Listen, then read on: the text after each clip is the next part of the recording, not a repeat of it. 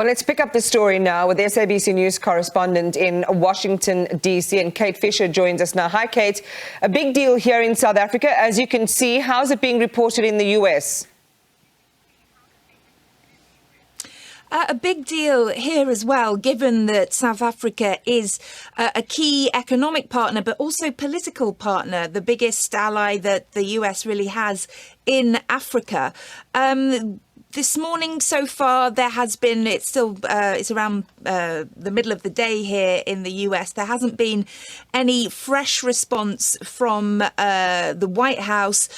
We have had, of course, a tweet from Antony Blinken, the Secretary of State, speaking about his conversation with his South African counterpart last week and reiterating the strength of the strategic partnership between the two countries. So certainly from an official point of view, the US trying to build bridges over this incident. But then you have also got reaction from Congress in the Senate Foreign Relations Committee, the ranking member on that, who is a Republican, tweeting out that he supported Reuben Brigety, the US ambassador to South Africa, and said that the State Department should have come out more strongly to support their man in South Africa.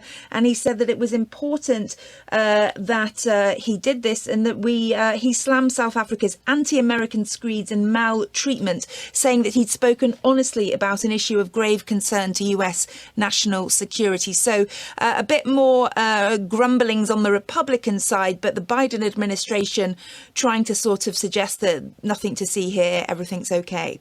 And that's interesting, that dichotomous reaction. It's quite interesting in terms of what it tells us about the support that Ambassador Brigety has and where that support is coming from. Ostensibly, he'd gone outside what was supposed to have been an understood agreement that these discussions around this issue were taking place behind the scenes. He was then summoned and had to issue an apology. We still don't know the merits of that apology. But tell us a bit more, Kate, if you can, about the support that Ambassador Brigety enjoys in the US. It is hard to say at the moment. As I mentioned, and as the ranking member on the Senate Foreign Relations Committee noted, the State Department hasn't really come out in strong support of what he said. They've come out in strong support of the relationship with South Africa, but they haven't mentioned him by name or talked about, or they said when asked about it was that we should refer to a tweet that the ambassador made, which in reference to whether he apologised or not, as you just noted in his tweet, he suggested that I was grateful for the opportunity to speak with Foreign Minister Pandor and correct any misimpressions left by my public remarks. Well, that wasn't a fully fledged apology, as the South Africans are reporting. And that is what the State Department told us to refer to when we asked about him.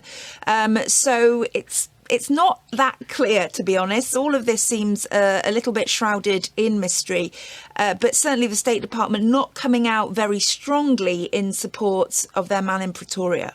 Dr. Sydney Mufamadi, our international advisor to the president, meeting his US counterpart. You talked about Antony Blinken there. Told us at the weekend, saying that this was understandably a hot topic, but there was no rift between our countries. So for now, this holding pattern that we are in is South Africa will institute a judicial inquiry into the allegations that were made around, the uploading of weapons from South Africa into that Russian vessel. And ostensibly all seems calm on the diplomatic front for now. Would that be an accurate encapsulation?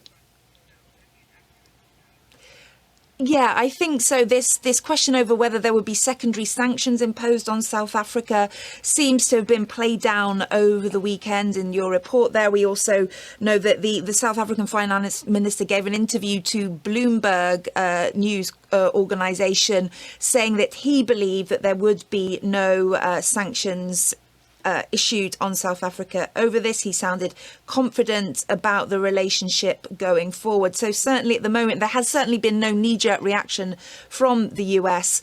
And it seems to be that the diplomatic situation is being played down and, any kind of problems between the two countries are trying to be played down. And this statement from Antony Blinken after that phone call with his counterpart in South Africa, saying, the strategic partnership is very important, and mentioning shared priorities like health, trade and energy, very much not mentioning the war in Ukraine.